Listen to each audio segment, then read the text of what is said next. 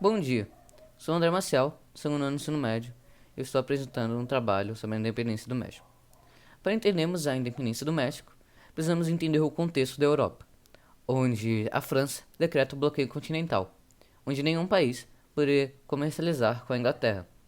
Só que a Espanha quebra esse bloqueio continental, fazendo que a França invada a Espanha. Em 1808, Napoleão Bonaparte toma o trono espanhol e tira o atual vice-rei da Espanha, que era o Fernando VII, e coloca José Bonaparte no poder, fazendo que o México se divida entre realistas e autonomistas. Os realistas, eles defendiam a Espanha, eram fezes, e eles iriam esperar nas ordens da Espanha, e eles eram na maioria guaxupins. E os autonomistas, que eles defendiam que o vice-rei tinha que ser temporariamente o José Iturrigaray. A América Espanhola era dividida socialmente entre os guaxupins, que eles eram os espanhóis de nascimentos, e eles tinham todos os cargos importantes e todos os privilégios.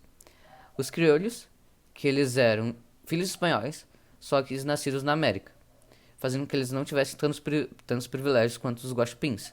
Eles eram ricos e donos de terra. E os indígenas mestiços, que eles eram 80% da população e eram trabalhadores. Em 16 de setembro de 1810 foi o início da Guerra de Independência do México e teve como personagem principal o padre Miguel Hidalgo, que ele era um criolho que teve um contato muito grande com as ideias iluministas e liberais, porque da Europa. Ele participava de uma conspiração para derrubar o vice-rei, mas ele foi descoberto. E quando ele foi descoberto, com medo de ser preso, ele foi até a missa, onde ele rezava, e ele chamou todo mundo para uma rebelião. E todo mundo aceitou. A maioria aceitou, já que a maioria presente no local eram indígenas e mestiços. E ele pregava o fim da escravidão, a devolução das terras indígenas e a diminuição dos impostos para ah, os indígenas e os mestiços. E isso ficou conhecido como Grito de Dolores. Ah, esse, essa guerra começou pacífica, só que ela foi virando violenta ao longo do tempo. E em 1811, o padre Miguel Hidalgo, ele é pego e ele é fuzilado. E com a morte dele, o comando do exército vai para o José de Morelos. Nesse ponto, a guerra de independência começou a virar uma guerra civil, onde de um lado tinham os índios mestiços e os outros crioulos, já que os crioulos eles perceberam que eles iam perder privilégios com essa independência, e daí eles começaram a voltar atrás e começaram uma guerra civil contra os indígenas mestiços. E nessa parte não teve tanta participação dos espanhóis. Em 1815, 4 anos depois, acontece a mesma coisa com José de Morelos, que aconteceu com o Hidalgo. Ele é pego e fuzilado. E daí, com a morte dele, as rebeliões foram aniquiladas pelos crioulos. E nesse mesmo ano, o trono espanhol, o Fernando VII, volta ao trono espanhol e começa uma perseguição a todos os crioulos que tinham defendido ideias liberais. Mais pra frente, em 1821, Agostinho de Iturbide dá um golpe de estado e proclama a independência do México. Assim, do nada, e também se autoproclama imperador. Porém, ele distancia toda essa independência da primeira luta de independência, lá com o padre Hidalgo, e distancia do caráter social.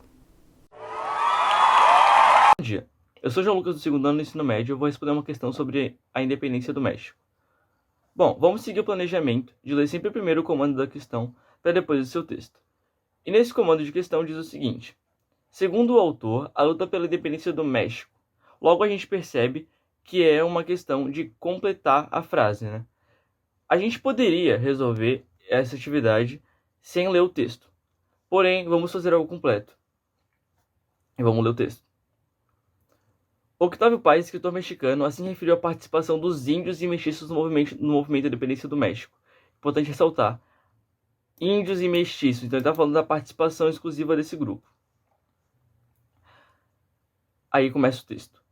A guerra se iniciou realmente como um protesto contra os abusos da metrópole e da alta burocracia espanhola, mas também, e sobretudo, contra os grandes latifundiários nativos, não foi a rebelião da aristocracia contra a metrópole, mas sim a do povo contra a primeira.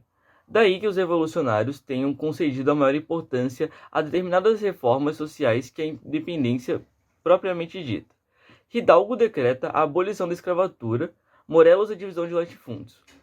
A Guerra de Independência foi uma guerra de classes e não se compreenderá bem o seu caráter se ignorarmos que, diferente do que ocorreu na América do Sul, foi uma revolução agrária em gestação. Pontos importantes para se destacar no texto. O segundo período, a segunda frase. Não foi a rebelião da aristocracia contra a metrópole, mas sim a do povo contra a primeira. Aqui a gente tem por base que é uma revolução de classes, onde o povo se revolta contra a aristocracia. E também, a partir disso, a Guerra da Independência foi uma guerra de classes e não se compreenderá bem o seu caráter se ignorarmos que, diferente do que ocorreu na América do Sul, foi uma revolução agrária em gestação. Então, uma última frase também é importante. E vamos para as alternativas. Chão é o plantation, chão é o plantation. Que bosta.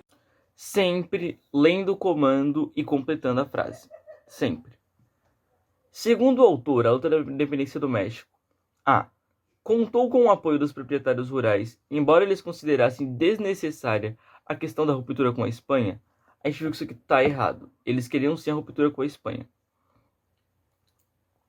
Segundo o autor, a luta pela independência no México, alternativa B, opôs-se aos ideais políticos do iluminismo europeu, dividindo o país em regiões politicamente dependentes, não era sobre regionalização a independência do México, e sim sobre classes.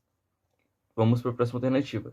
Segundo o autor, a luta pela independência do México, C, recebeu solidariedade de movimentos revolucionários europeus dado seu caráter de guerra popular. A gente viu anteriormente com o vídeo do André que a Espanha não ligou muito para o que estava acontecendo no México. Foi perceber isso depois. Então a gente viu que não teve a ajuda dos movimentos revolucionários europeus, dado seu caráter de guerra popular. Essa alternativa está errada. Segundo o autor, a luta pela independência do México enfraqueceu o Estado Nacional, favorecendo a anexação de territórios mexicanos pelos Estados Unidos da América. Não enfraqueceu o Estado Nacional, porque, como foi uma guerra popular e 80% da população eram as classes mais baixas, isso só fortaleceu o Estado Nacional deles. Então vamos para a última que sobrou, que é a correta por eliminação, mas vamos ver por que ela está certa. Segundo o autor, a luta pela independência do México apresentou um caráter popular, manifestando questões sociais de longa duração na história do país. A alternativa correta é a E. Apresentou caráter popular. Sim, ela foi popular e a gente viu isso no texto, a gente pode tirar isso do comando da questão também. Manifestando questões sociais de longa duração na história do país. Sim, a última frase do texto ressalta isso. A Guerra de Independência foi uma guerra de classes e não se compreenderá bem o seu caráter se ignorarmos que, diferente do que ocorreu na América do Sul, foi uma revolução agrária em gestação. Então, a alternativa correta da questão é a alternativa E. E isso, gente. Obrigado por assistirem. Até a próxima. Eu vou te processar.